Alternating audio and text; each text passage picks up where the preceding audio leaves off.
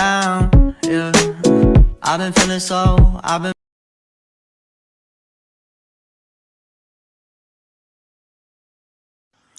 Sejarah perkembangan dan dinamika Islam di Thailand atau Patani dan Malaysia.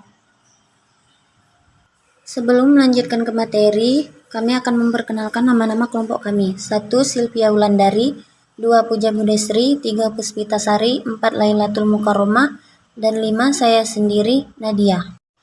1. Thailand.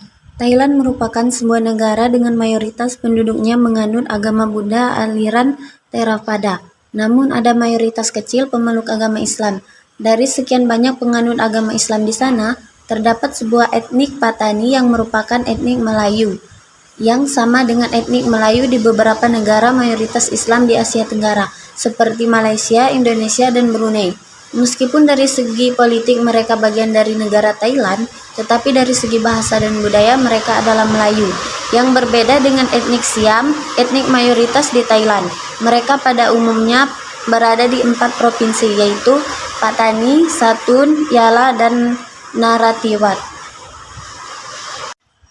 A. Sejarah perkembangan dan dinamika Islam di Thailand atau Patani. Thailand merupakan sebuah negara dengan mayoritas penduduknya menganut agama Buddha aliran Theravada. Namun ada mayoritas kecil pemeluk agama Islam.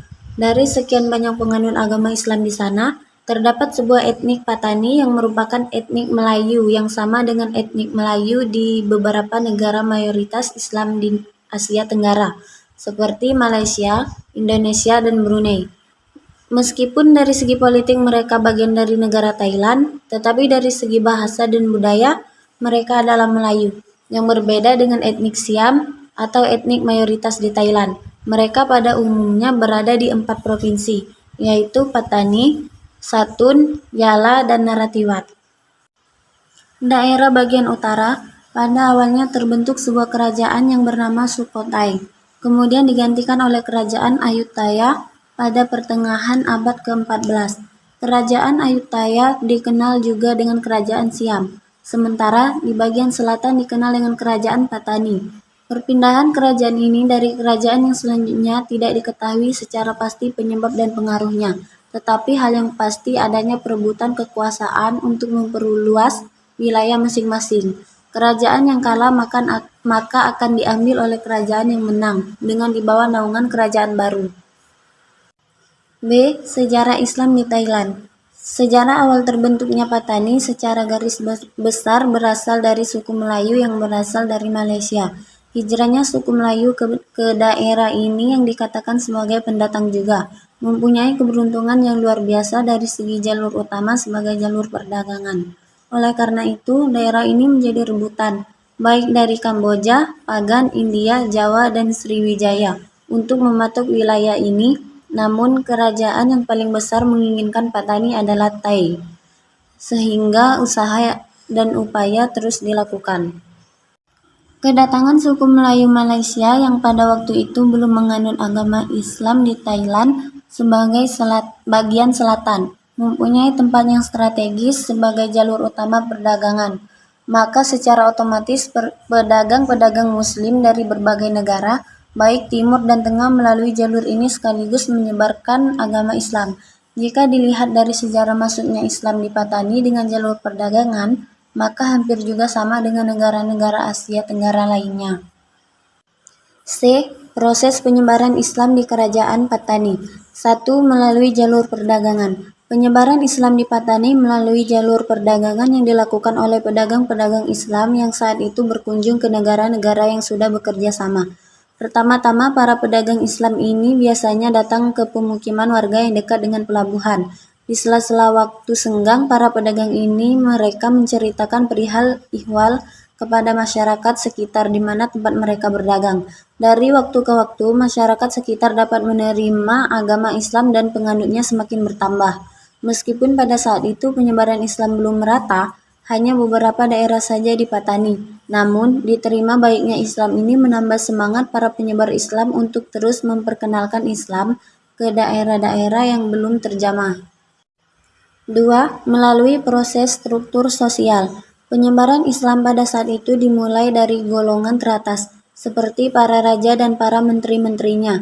Dari sinilah dimulai penyebaran secara bertahap dan berstruktur, dari mulai raja-raja, para bangsawan, ulama, dan sebagainya. Dengan cara seperti ini, rakyat-rakyat biasa yang cenderung bekerja sebagai pelayan istana, petani, dan pelayan akan dengan sendirinya akan mengikuti jejak para raja dan bangsawan maupun para ulama.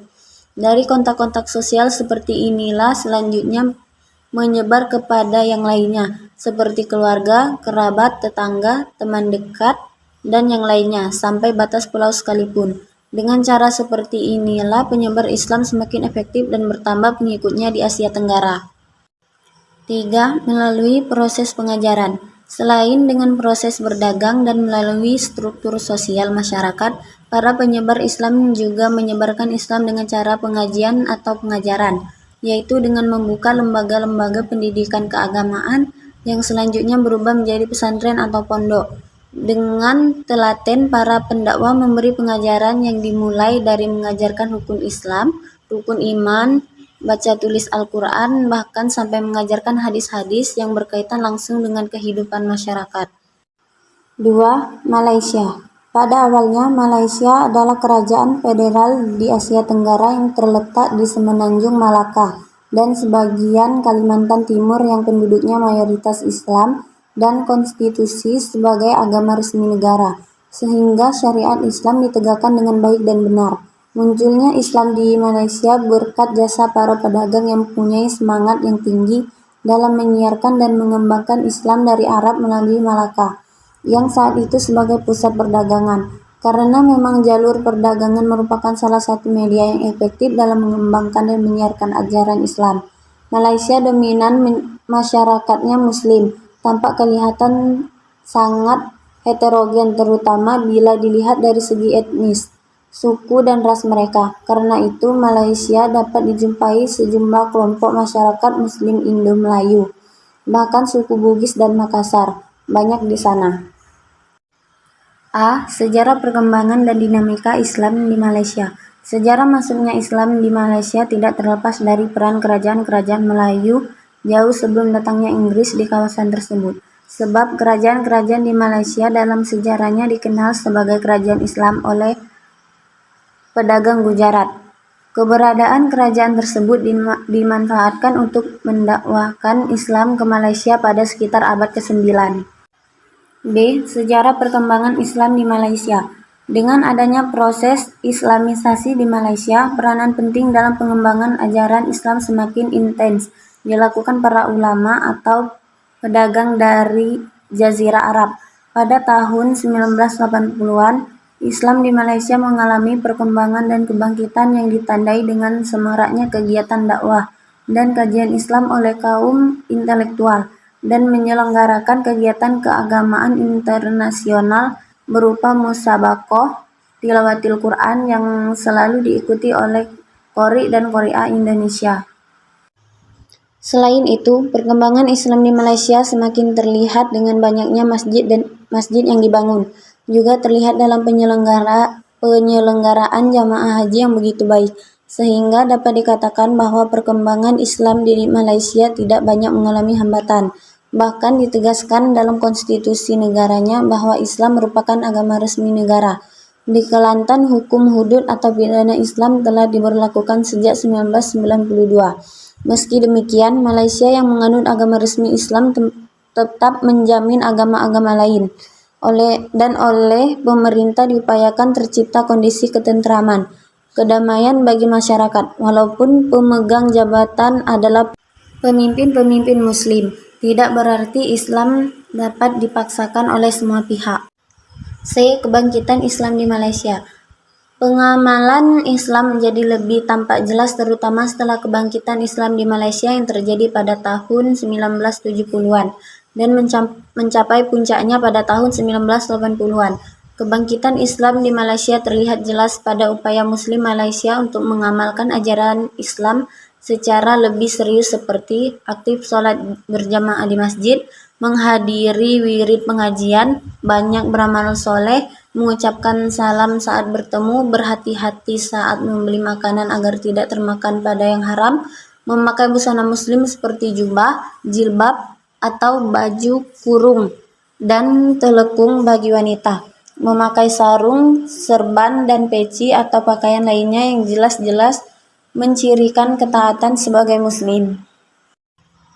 Baiklah, sekian pemaparan materi dari kelompok kami. Kami ucapkan terima kasih. Wassalamualaikum warahmatullahi wabarakatuh.